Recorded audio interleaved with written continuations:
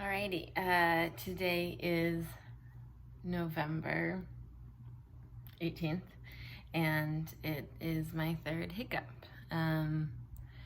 which is frustrating, and that I felt like I had a hiccup not that long ago, and so I'm like, it's always whenever I have a hiccup, I'm always worried that it's always straight about making it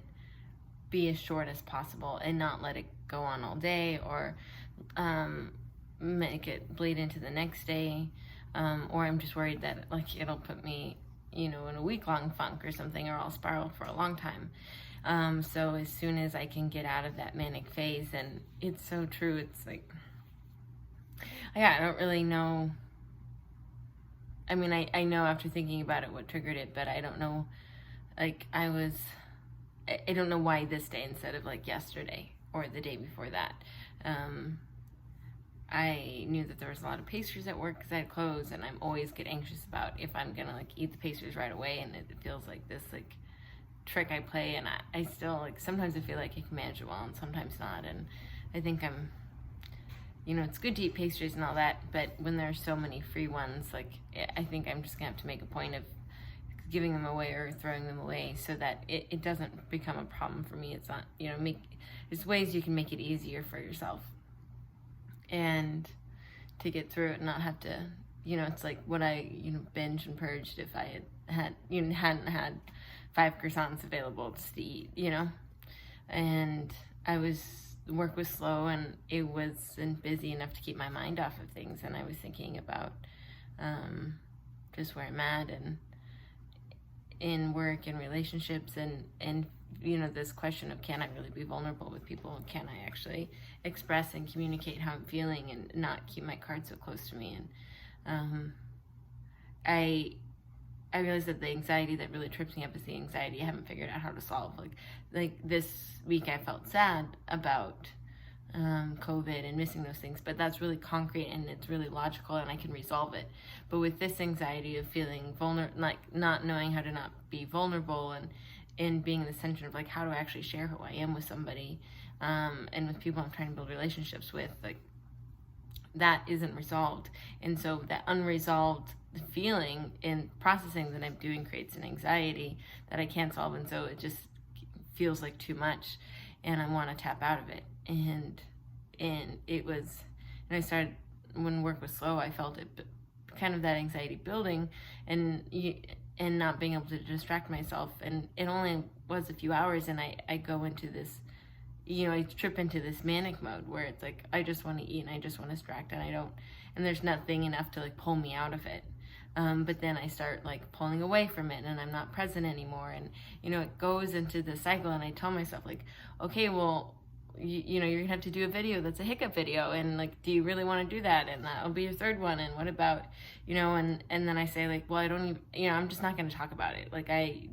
People don't have to know, I don't have to post about it always, and I can just not. And it's total this Jekyll and Hyde, and it's demon and angel on your shoulder, and it's human psychology, I guess, but it's crazy how you can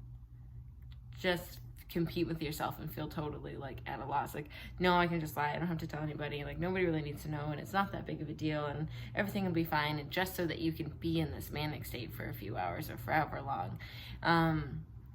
then finally getting yourself out of it. And it's just I didn't feel so much the overwhelming shame this time, but the need to just what the heck, why today? Why tripped up today? How can I help prevent this from tomorrow? And realizing I just need to share. And so I tried to do a reset, come home for lunch, and take a moment and drink some broth,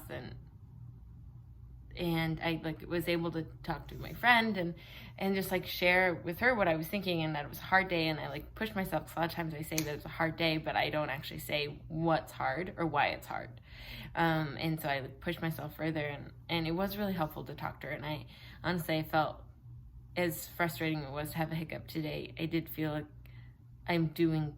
understanding them better, and I did feel the anxiety dissipate and resolve a lot when I was just able to process and share, and like just, and that question of like, can I actually be vulnerable and can I actually tell someone how I'm doing? And I felt like I was practicing that, and it did feel good to talk about how I was doing, my feelings, and let someone in and let someone help me. And then, yeah, another girlfriend texted me, and I was sharing with her, and I was able to kind of like slowly come back to it. And then, of course, like, I mean, I went back to work, and I just kept myself at work for a while to be around people, use that as a safeguard, and